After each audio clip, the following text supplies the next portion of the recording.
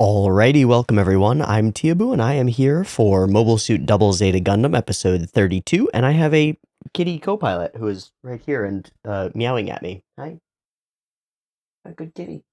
She'll be joining until she wants to leave. We just spent a double 30 and 31 in Africa, near the free trade city of Galdaya, on the hunt for the oil necessary to maintain our mobile suits and just continue running the Argoma in general. Rue still off on her own. Everyone else also went off, and Glemy was found by a squad of blue mobile suited modified Zaku's, run and operated by. What are you doing?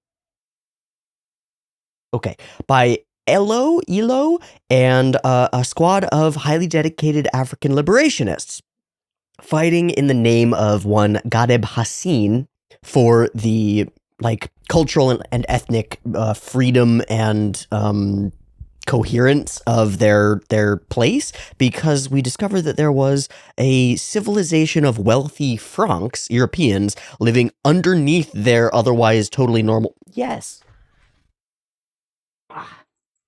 Otherwise totally normal African city. So, entering into this odd confluence of conflicts with Glemy on one side and our mobile suit squad on another, with respect for this team, the Blue Corps, and what they were trying to accomplish, up until the moment that their big hero, Gadeb Hassin, actually arrives on the scene and demonstrates himself to be a kind of any means necessary type to steal a line from Maiden Abyss, as well as willing to sacrifice his own people and work with bad folks, and honestly sacrifice the whole ideal of African liberation by working with other outsiders.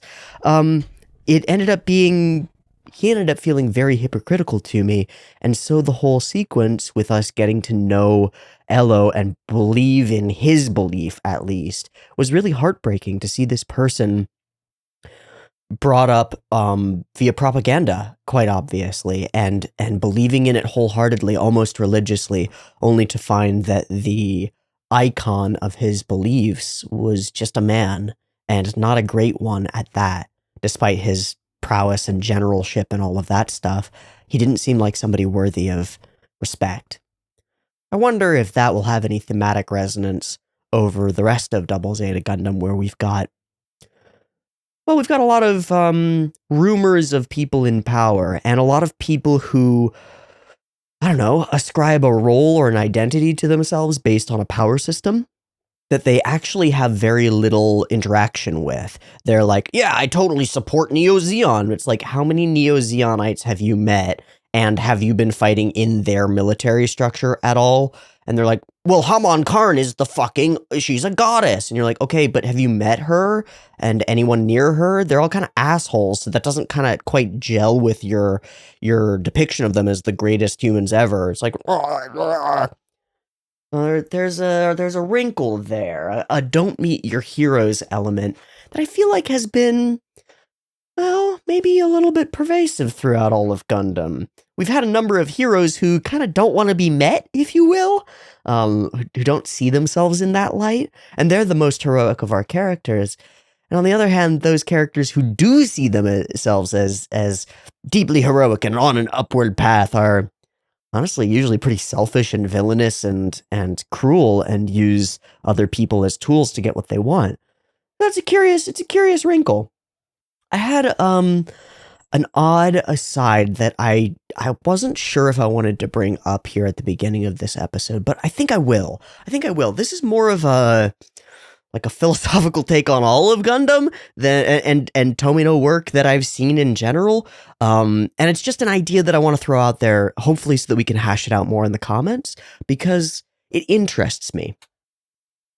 So here's the deal. I'm reading a chapter a day from Carl Jung's Man and His Symbols, which I've had for too long to not actually be picking it up and reading it seriously. I read like a couple chapters months and months ago, and then I just stopped because I suck.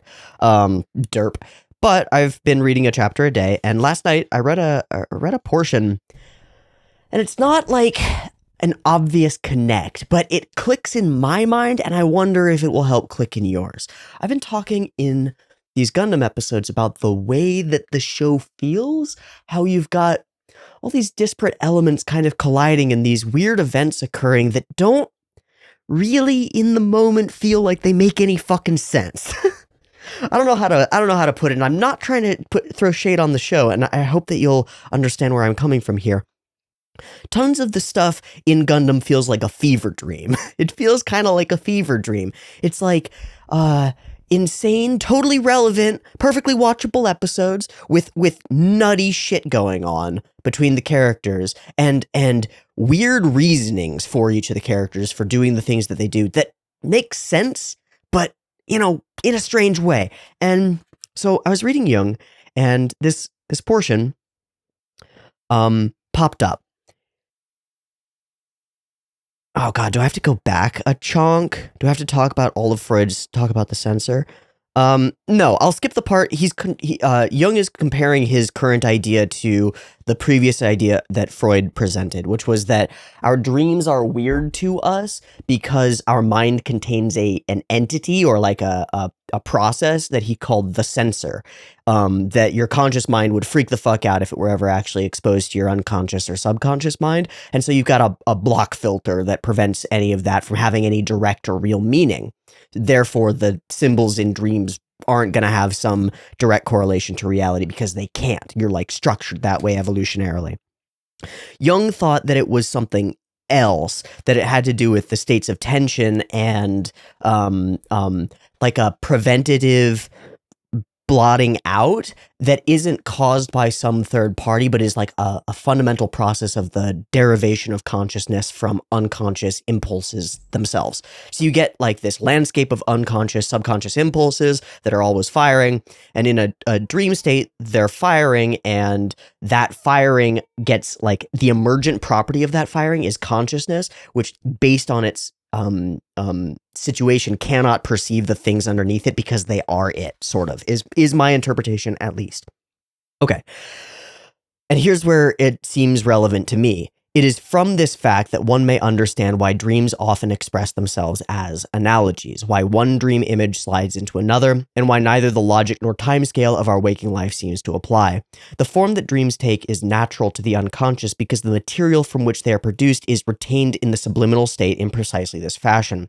Dreams do not guard sleep from what Freud called the incompatible wish. What he called disguise is actually the shape all impulses naturally take in the unconscious. Thus, a dream cannot produce a definite thought. If it begins to do so, it ceases to be a dream because it crosses the threshold of consciousness. That is why most dreams seem to skip the very points that are most important to the conscious mind and seem rather to manifest the fringe of consciousness, like the faint gleam of stars during a total eclipse of the sun. So once a dream becomes more coherent, it slips from dreaming into consciousness. It stops being unconscious and necessarily becomes something wakeful and memorable. We should understand that dream symbols are for the most part manifestations of a psyche that is beyond the control of the conscious mind. Meaning and purposefulness are not the prerogatives of the mind. They operate in the whole of living nature. There is no difference in principle between organic and psychic growth. As a plant produces its flower, so the psyche creates its symbols. Every dream is evidence of this process. So by means of dreams, instinctive forces influence the activity of consciousness. Whether that influence is for better or worse depends on the actual contents of the unconscious. If it contains too many things that normally ought to be conscious, then its function becomes twisted and prejudiced. Motives appear there that are not based on true instincts, but that owe their existence and psychic importance to the fact that they have been consigned to the unconscious by repression or regret. So their only importance comes from being tamped down. They overlay, as it were, the normal unconscious psyche and distort its natural tendency to express basic symbols and motifs. Therefore, it is reasonable for a psychoanalyst concerned with the cause of a mental disturbance to begin by eliciting from his patient a more or less voluntary confession and realization of everything that patient dislikes or fears. The part of this that the pieces of this that get me are dream symbols are manifestations of a psyche that is beyond the control of the conscious mind. And if it contains too many too many things that normally ought to be conscious, then its function becomes twisted and prejudiced. Turning that piece of thought toward Gundam, I would ask this: is Gundam more, because everything is both, especially in a consciously written waking narrative, is Gundam more of a conscious or a subconscious show? And I will follow that up immediately with my argument, which would be that it is a more subconscious show, and that Tomino might perhaps be a little bit broken as a human being in an extraordinarily useful way. My insight, my inkling, is that Gundam is written a little bit like a dream. Just a little bit of chaotic impulse in the background, with a conscious shell over it, a story direction that we're going, a framework that lets us believe in it. We're not sliding forms into one another, or changing, a character doesn't suddenly turn into Judo's mom. Like, it's not a dream logic thing.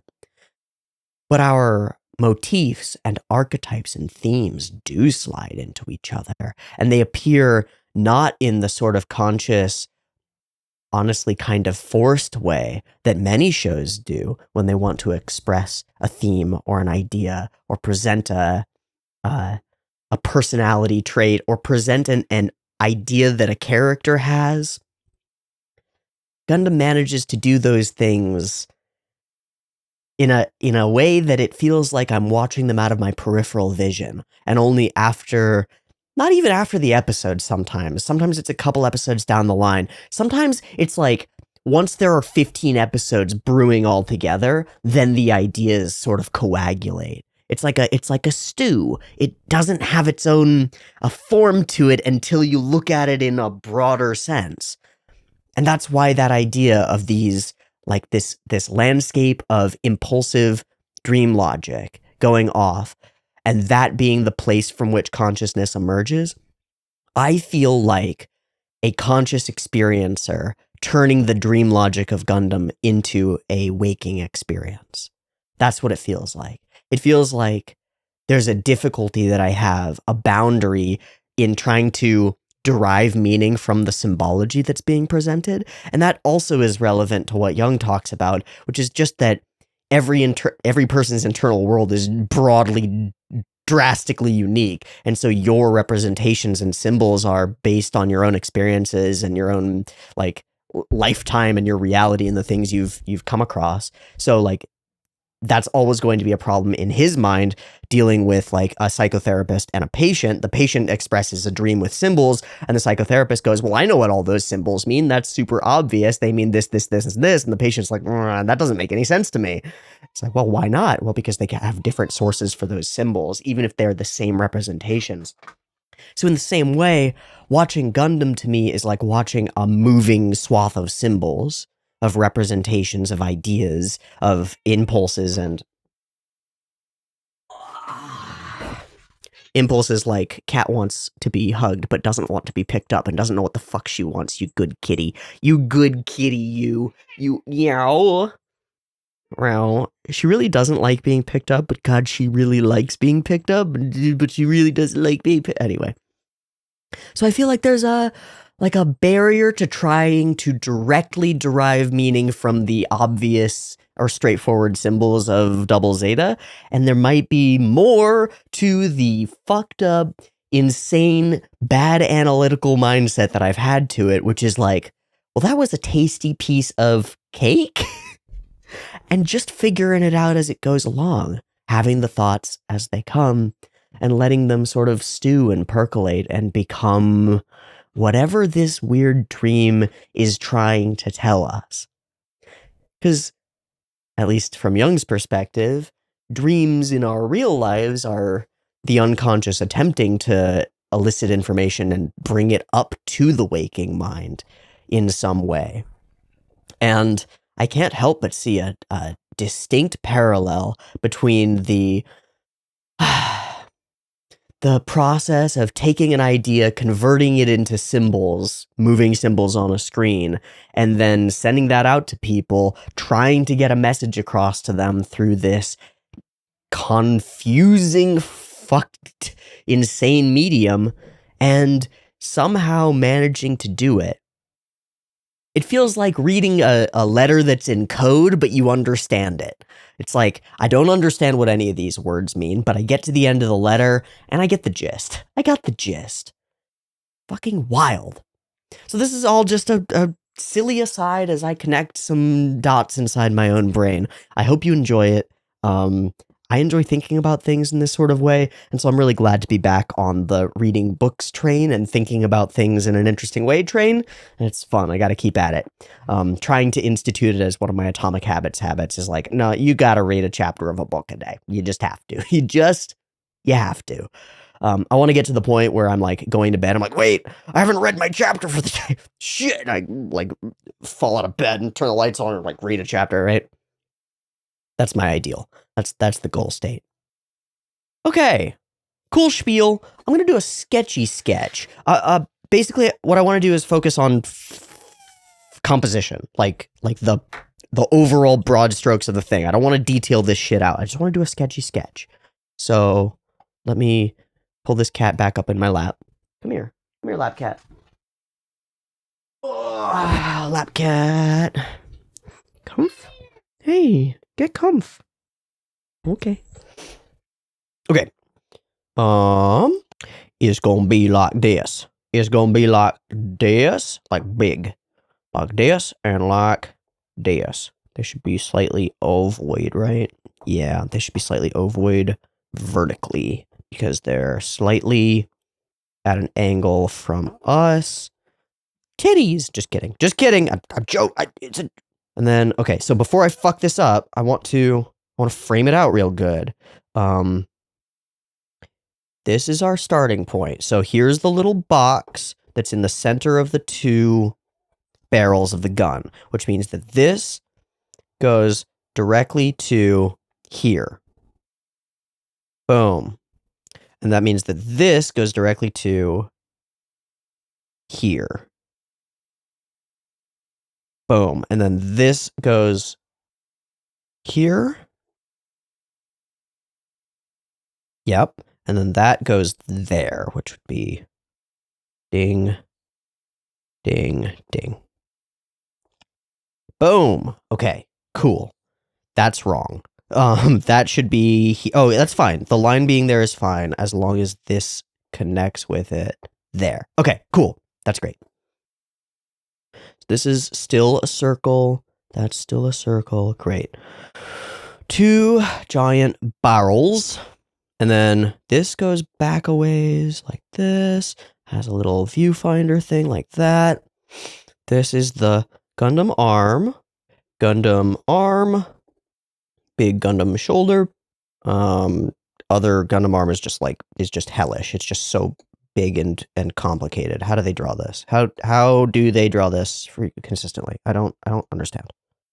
I know I said I wasn't going to go detailed, but it's got to have some detail, otherwise it won't look like a Gundam.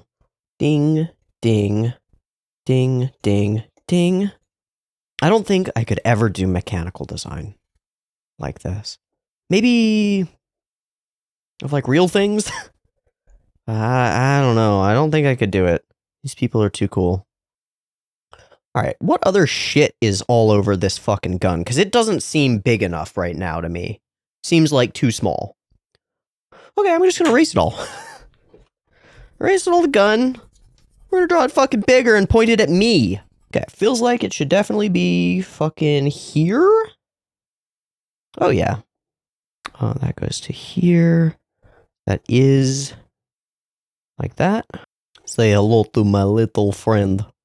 If I do this differently and I made this more like sunrise posy, these would be bigger and up here and more foreshortened over there, and then this would be way smaller and down here. Okay.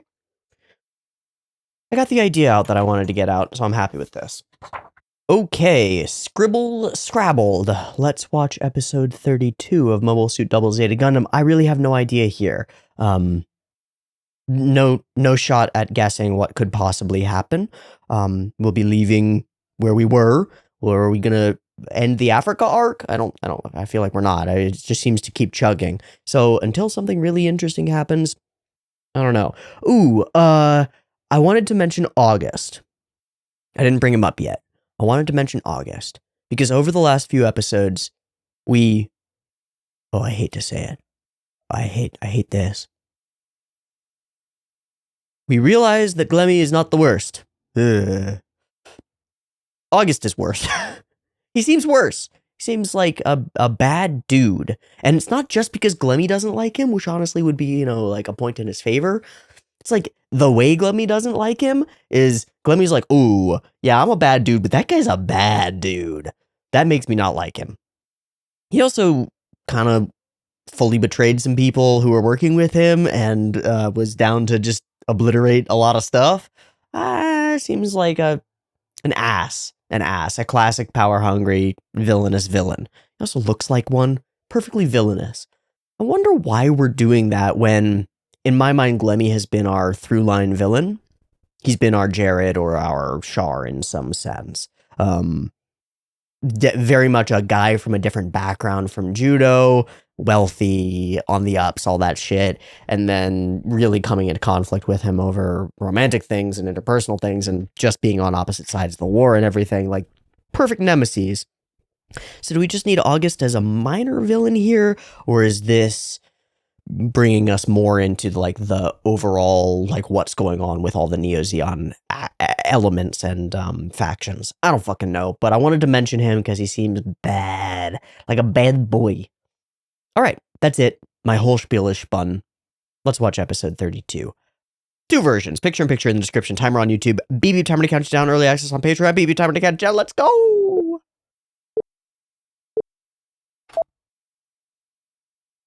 I hate that cuts in late.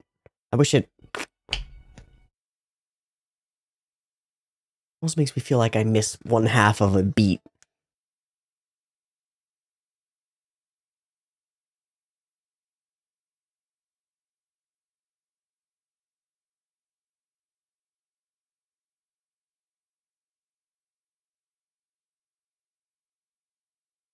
I could honestly see this going hard at a club. Like a jazz club. Let's, not crazy. No, a fucking warehouse party. Lights going and everything. Yeah. No, I don't know.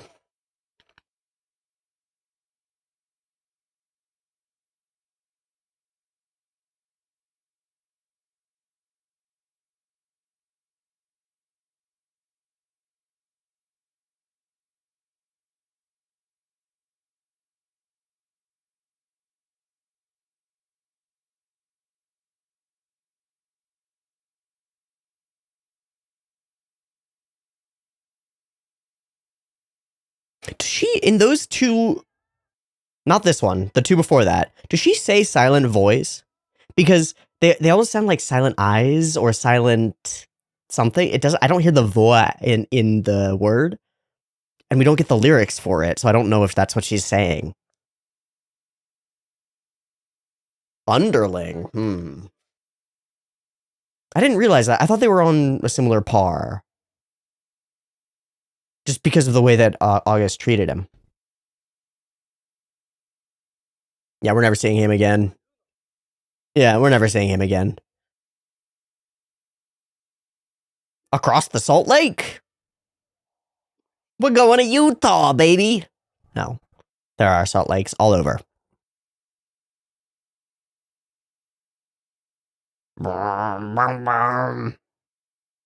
Oh my.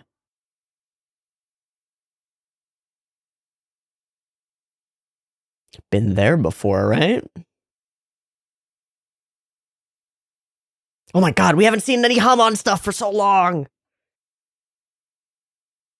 Maybe this will just be a teaser.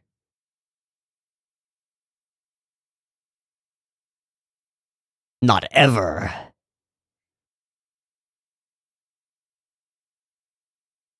I will add new blood?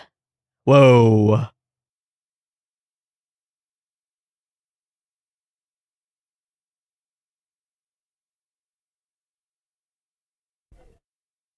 Ooh.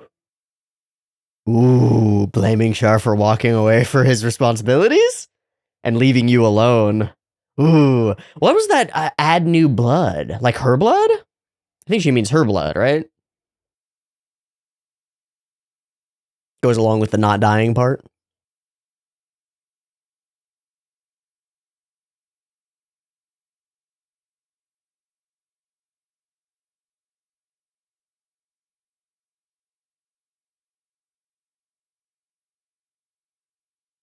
It's a mirage. It's a mirage. There's no water there. Oh, maybe there is.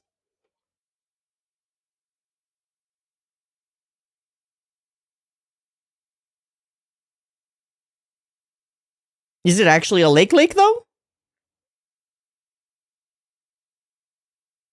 It's not just a salt flat. I was thinking a salt flat, so a salt lake. Okay. Okay, it is a lake.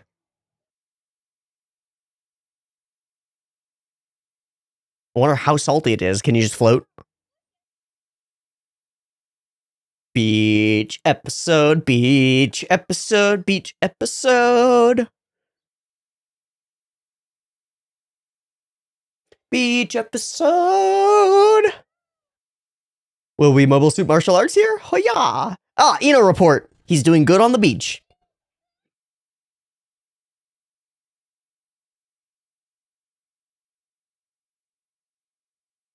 Both can be true.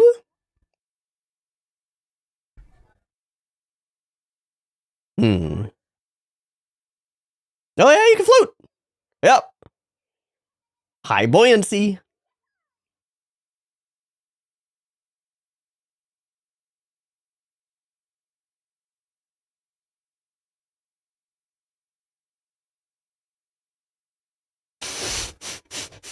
Oh shit.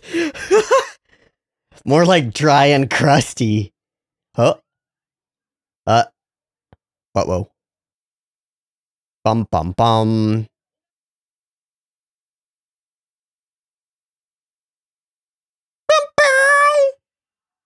Oh shit, they really are enemies. Oh wow, he's out here directly.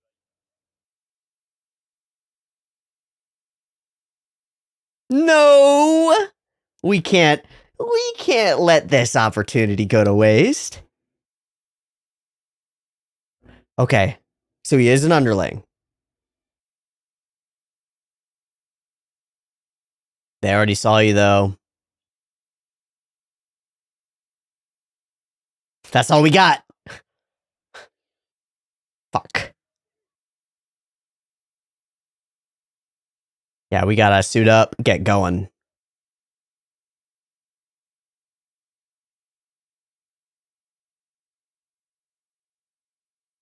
Those dark frames were new.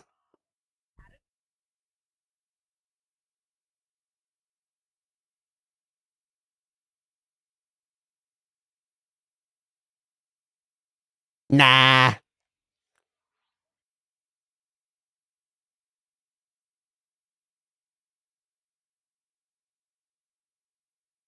Team. Hey, that's another good beacha. Where's Mondo? Yeah, get the fuck out of here, August. Get boned, bud.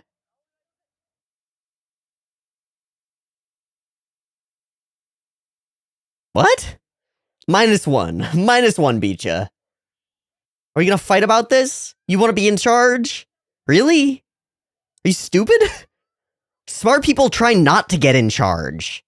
You don't want power, man. You don't want it. Whoa. Maybe he's just envious of the attention. No! You ding dong? Alright, well, that's bad. It's a cool conflict.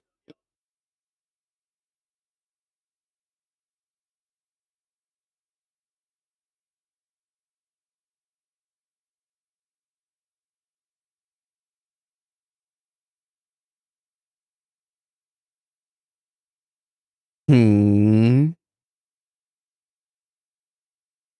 Hmm.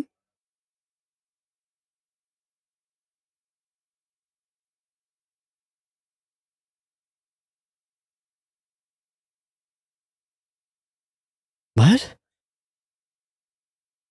What? You see it? He's got some secret? Are you hiding, Lena? Do you have my Lena? Oh. You're being brought into the circle of deadly trust, my guy. Oh. Oh my god, there are so many.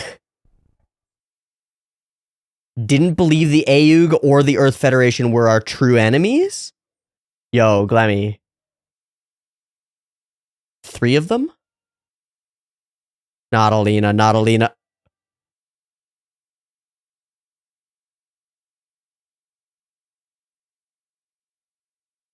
That was Peru. Right? Right?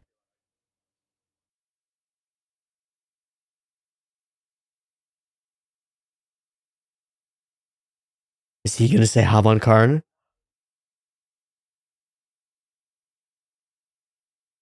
He wants to revive the zombie family in a different way than she does.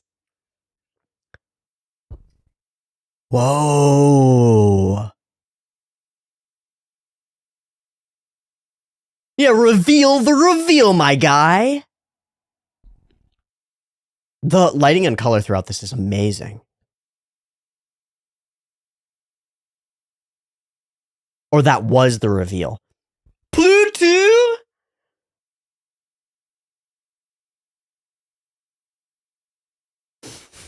All right. You're a rat, bro. Oh. Oh. Might makes right at the end, huh? Ugh. Okay. So Haman is his primary enemy?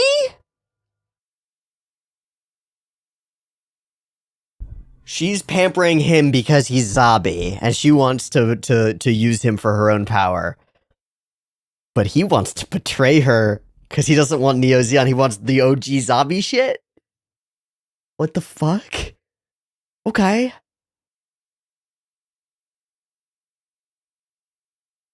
Hey, we've been to Dublin before. Shit went bad. Okay.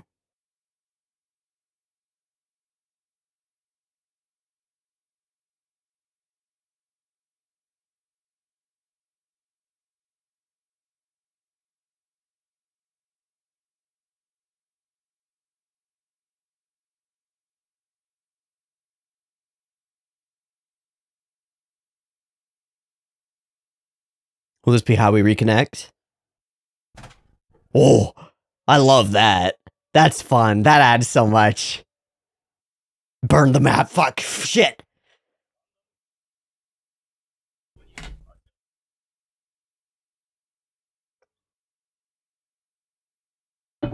So now the Argama is a sitting duck. Not as much of a sitting. Whoa. Pipeline explosion.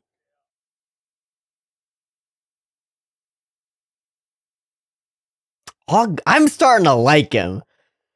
There's a level of like schemy, conniving, do anything to survive and get yours character that's just fun. I'm beginning to respect the hustle.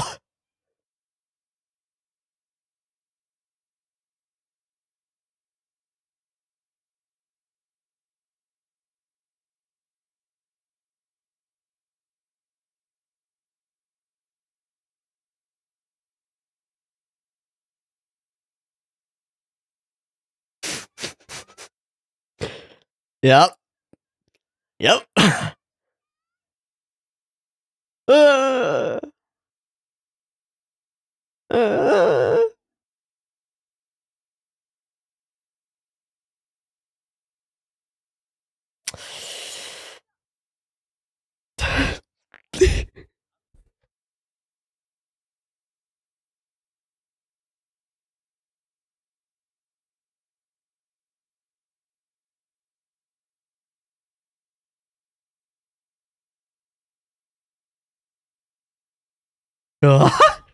What a lookout. Oh, shit. Something unusual. did that?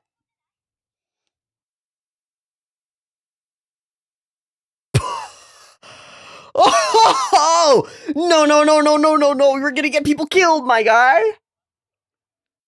Maybe this will learn him. Maybe he'll finally be learned.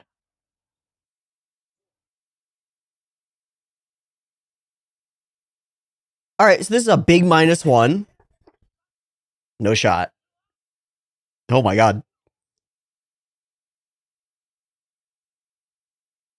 You or someone else.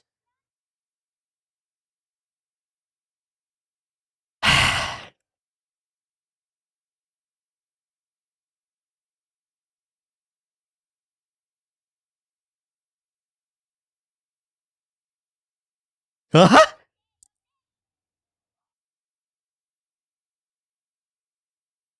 Whee!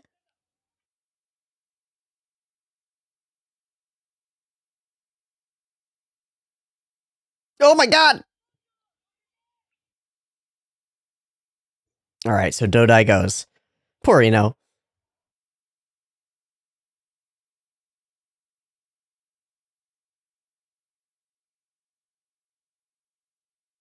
Just long enough.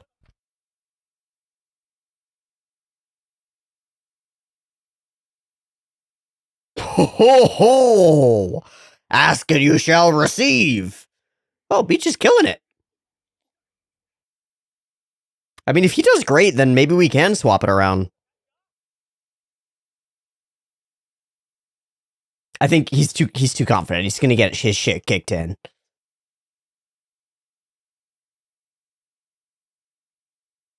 Have effects been different in this episode?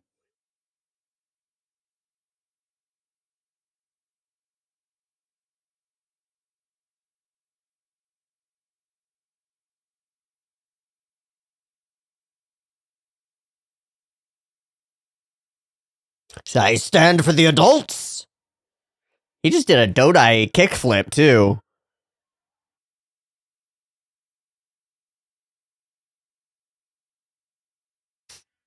I think you might have done this to yourself, bud. If you lose us the double Zeta, though. Cocky.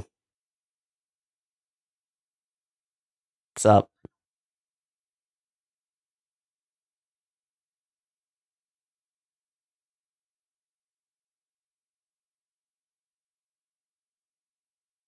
No, you will not. Oh, again. Those smoke clouds look super interesting.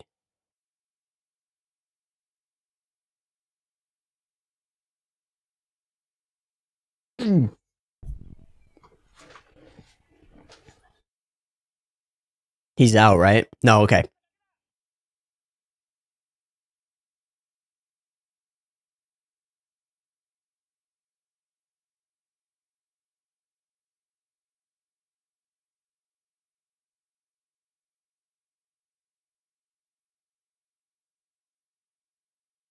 Oh, that's so sick. Okay. Oh. And then we'll have a Dodai which she can pilot. If necessary. Okay. Reasonable plan. Cool cut in.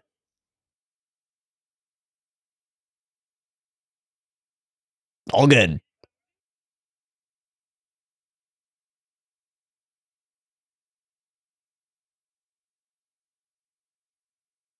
This is not your mobile suit.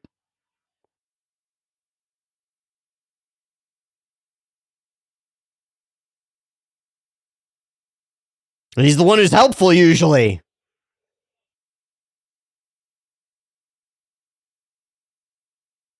Okay, there goes the Hyakshiki. Express delivery to your boy. Nice.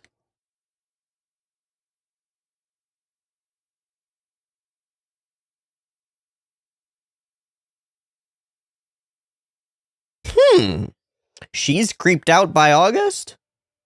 Interesting.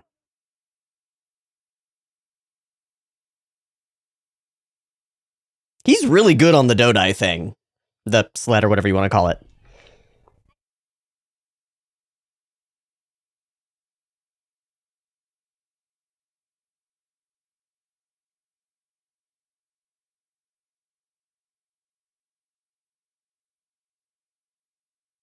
God, midair leaping between suits to get into a new suit so he can fight? That looked close. All right, good job. Mmm. Squad, squad, squad, squad.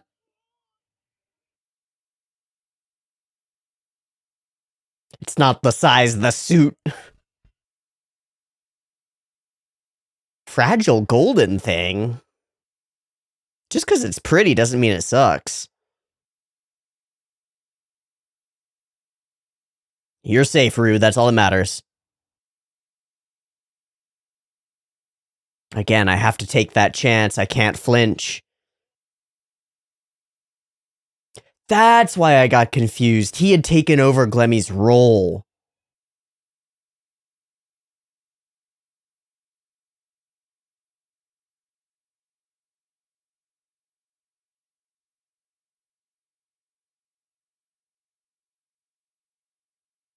Oh, shit! Mata, indeed. Holy shit, are we raiding our World of August right now? I don't think so.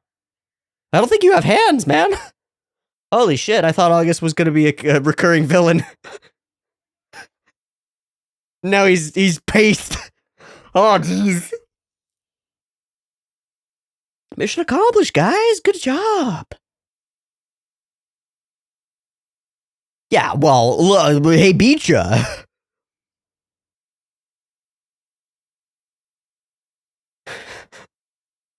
Somebody go smack him. Give him a smack around a little bit. Fucking goop. Okay, yeah, almost died.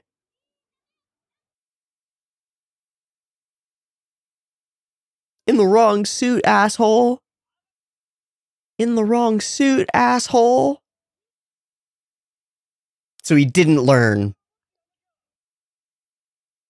Because he should have learned, like, oh, maybe I'm not cut out for that, and I'll just let Juno stay in his lane.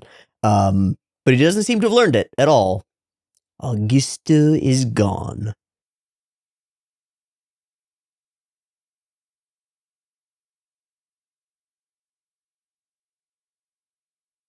Have we heard that before? Oh man, that's like fiddling my brain. Have we heard that before? People cannot live through strength alone?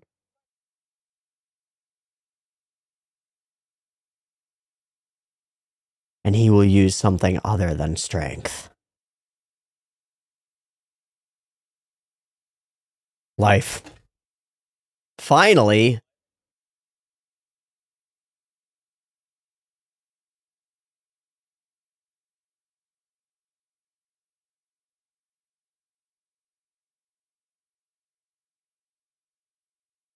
You know he tripped you on your way out, right?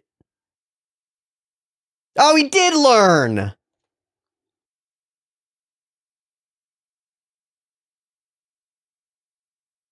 Yeah, you gotta respect the genius. That's what it is, yeah.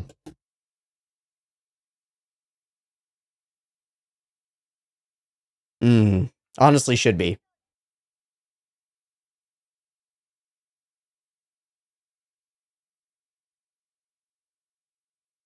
Nice. Nice. Together!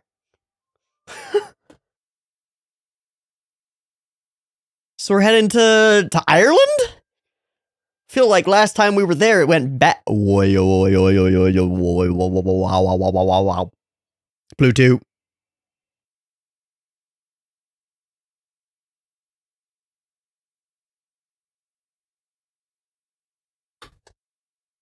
Pluto. Pluto. Oh. Glemy fucking Toto, what are you doing, my guy? Okay. So I was confused about the relationship between August and Glemy. specifically because August was piloting the Mindra or captaining it in Glemy's absence. So I thought they were on the same par in terms of I don't know why I got my mixed up like that in terms of rank or whatnot. No, August was feeling a little taste of the power. That makes a lot more sense. I'm shocked that he's gone. Honestly, such a good villain to drag out, especially once he's like found out all this interesting information and stuff. But I guess that's what we're using him for, is to be a little bit of a viewpoint, to see a little bit more of Glemy's plans without just showing them to us. I don't know. Maybe, I don't know. It does help to emphasize how cutthroat the organization is. Oh man, starting with Haman here, leading to whatever she's going to do, and then all of the interactions happening being thoughts around her and ideas about her, but not including her. Like, the episode is very centered around Haman Karn in certain ways, with Glemy thinking about it, and August and all the plans and plots. I don't know, man. It's curious. It's curious. This is fascinating. My elder sister devoted herself to the Zabi family and died in the far reaches of space. I am not going to die. I will add new blood and revive it as Neo Zabi. And sees Shar before her and is disdainful. You fucked up. You left. You went off gallivanting, doing your own thing, and let Zeon Daikun use you. Use your family's name. And then that becomes, I've always been alone. Oof. Oof. Very interesting. All right, want shower, find salt sea. Very cool, interrupted by battle. This is fun. I liked the scene in particular with like the crystal clear water, the way it's drawn, and the sort of shady stuff behind it makes it look really inviting, and yeah, it looks like really inviting. Rue's smart about it, the only one who doesn't end up getting sticky and salty. And then Augusto Gidan arrives. I gotta mention, over the course of the episode, the shadows on August's face all over are fucking crazy. It's like sculpture or something. It's got like a mottled dappledness to it. It makes me think that he's got like kind of mid skin, like mediocre skin quality, and a little grittiness to him, along with just these very chiselly, very gaunt features. That combination makes him look really striking to me, especially offset with Glemy Todo, who's the very pristine, like, clear skin, blondest blonde hair, clear blue eyes. You've got this sort of funky-looking guy with him. And then when we cast them both in the blue, creepy, dark light of the Cyber New Types room, they both sort of end up in that same skeletal, like, odd, creepy space. I really liked that. Okay, see, like, these shadows, it just feels, I know that he has the same number of layers of shadow, but I guess it's that these pieces that are applied of the darker shadows are kind of, like, discontiguous frequently when they're applied to his face. I also want to mention these dark frames. Like, we have this dark background. Oh, it's the smoke cloud. Okay, that makes sense. I didn't grok that at the moment. They're in the smoke cloud, and so then we burst out of the smoke cloud and are freed from that color scheme. Cool. General effects animation was kind of really great overall in the episode. A number of really interesting looking explosions, and then smoke clouds as well. And then there were a bunch of, I think they were the yellow beams that I saw in the second fight that looked like they had like a spiral to them. And I want to just see those and figure out what's going on there, because they looked a little different. Okay, so there are these which just have the sharp, diagonal, zigzaggy lightning. I forget what that's called. But then there's something else that looked weird. Plenty of good. God damn, every time I gotta just mention it. Gundam looks good. Even when it doesn't look good for Gundam, it looks fucking great compared to anything else. So we shove them away, win the day, and begin our conflict with Beecha getting upset. See, that's what I mean. Okay, he does have a third layer. That's 3 layers. 1, 2, dark shadow. I guess that's normal. That's not odd. But again, the placement of where those shadows are, I guess it's because he's so skeletal and gaunt. Look at that.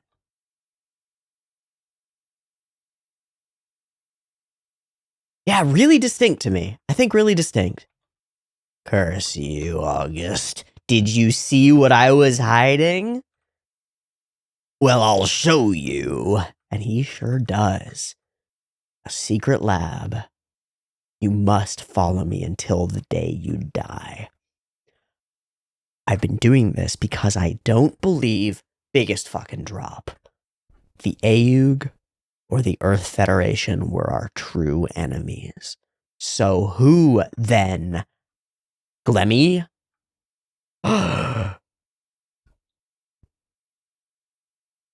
I will have to skip anything that shows the nips. Warriors raised with great care. We're not even in the color scheme thing yet. We're just in dark shadow with this like bright underlight, which on its own is creepy. You know, imagine a flashlight under your face for a spooky story. This gives that same impression with the shadows moving upward. The Argama is not the true enemy? Who then? He doesn't say it. I thought there was going to be a direct statement reveal line after this. Haman ordered you to watch me, didn't she? This is the part that I mean with the blue color. Black shadows, blue-purple, like creepiness. Can you betray Haman? Well, after seeing this, I fear you. And do you believe in the lineage? And here we get even more blue. Blood ties? Why do you think she was pampering me? And without even saying it, now we know. So what's your game? August, will you rat me out and die? He kneels. Follow the strong, go with the flow. Glemy's interested in it, and I am too. How can you debase yourself like this? Are you afraid? No, I believe. Strength is justice. Ooh, right back to the core, isn't it? Strength is justice. I mean, that's a very Zabi mentality, isn't it? Or a very Xeon mentality. I would give my life to follow that path to the end. Then give it to me to revive the Zabi family, and we must skip the nips. Perfect.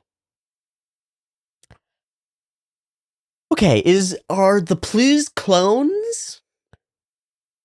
Or twins? I feel like they're clones. Who are they clones of? Minerva Zabi. That's my guess. Right? Is that crazy?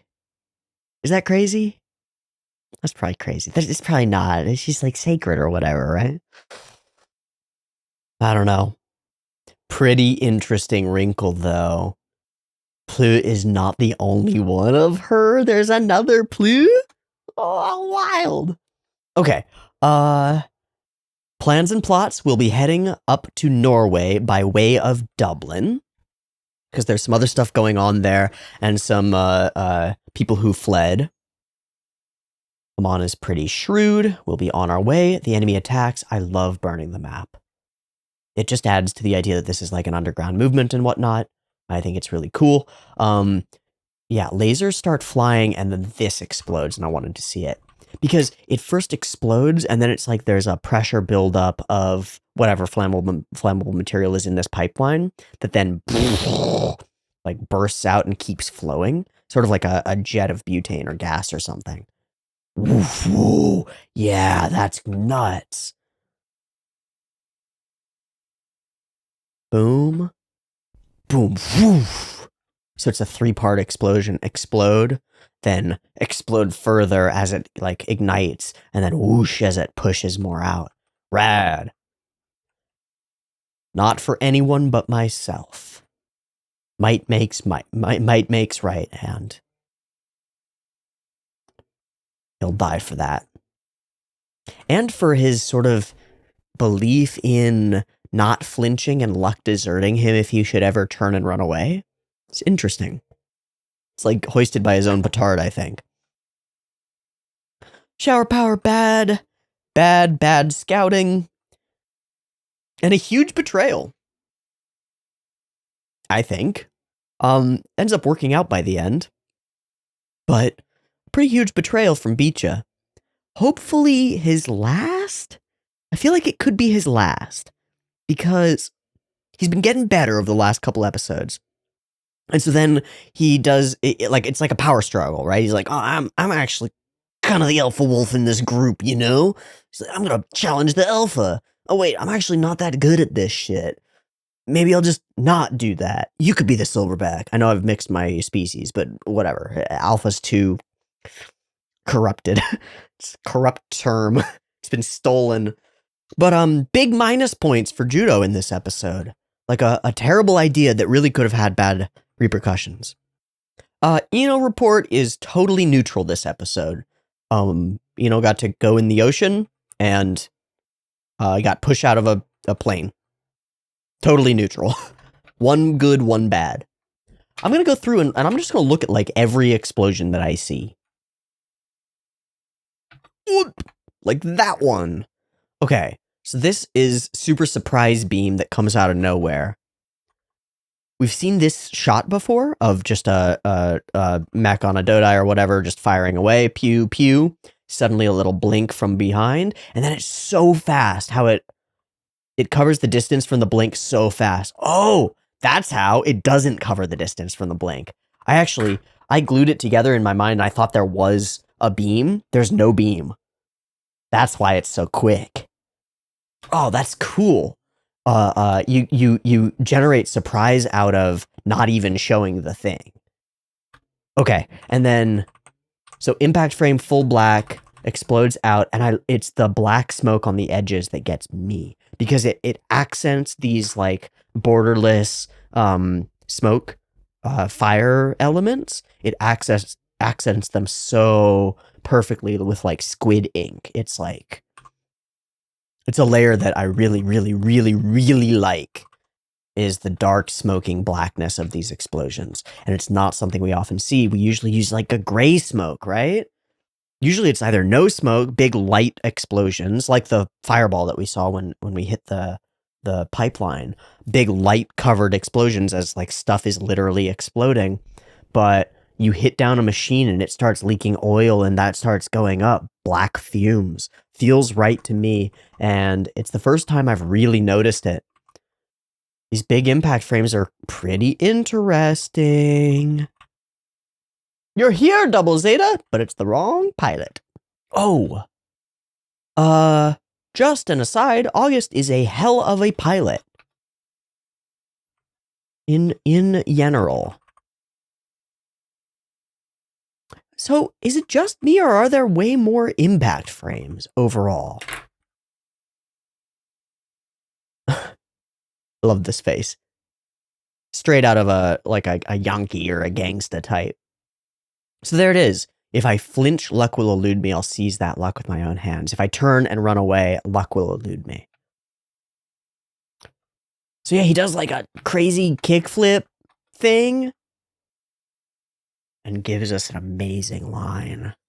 Who needs Pluto? Who needs new types? Are we grown men so useless? Even we have our pride. The pride of the past. A great emblem of many of the fights we've had over this Africa arc. Holding on to a past way, despite the present. Despite, like, the somewhat obvious flow of history. Like, shit's changing, bud. So he rails against it.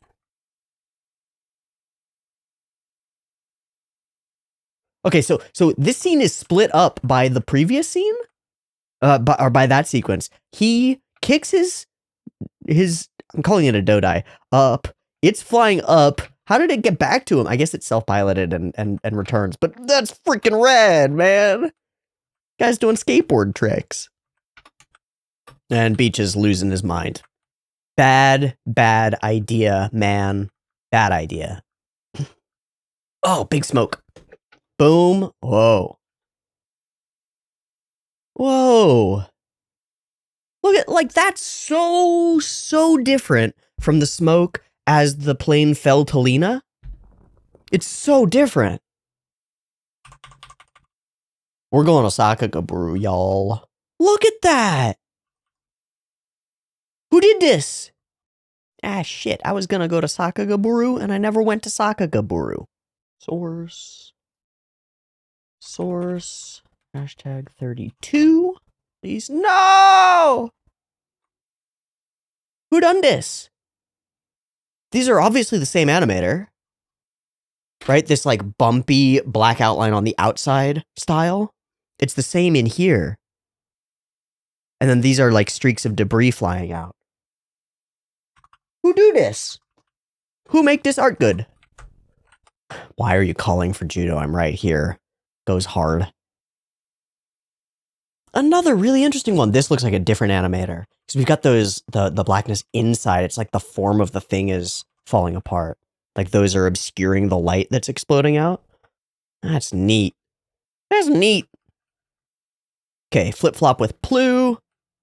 Hop into the beautiful, beautiful Hyakushiki. Really dangerous. Really cool.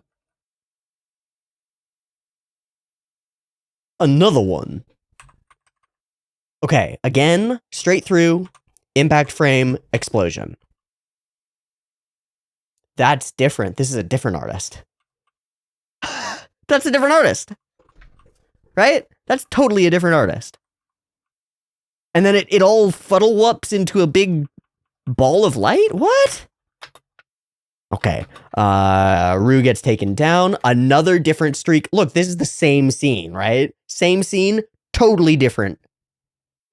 Same scene, totally different effect. I'm fascinated. We get our 1v1. I cannot allow myself to be defeated by the likes of you. Not yet. Not yet. Hey, where's his line about... if I pull back now, luck will forsake me. And so he dies, chasing luck. And it's really like... That's a bad death. That's a bad death.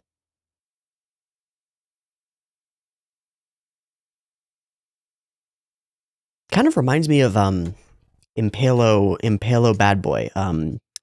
Priscilla, Prodigia, what was his fucking name? Sirocco. Priscilla. I guess it has an SC in it. Priscilla. Paptimus, that was why okay. And final explosion. Well, first it's all those frames of him obliterating, and then we cut to outside for the big explode. Giant fireball, and then it becomes more impact frame. Whoa. That's rotating. You see that? Boof, boof, boof.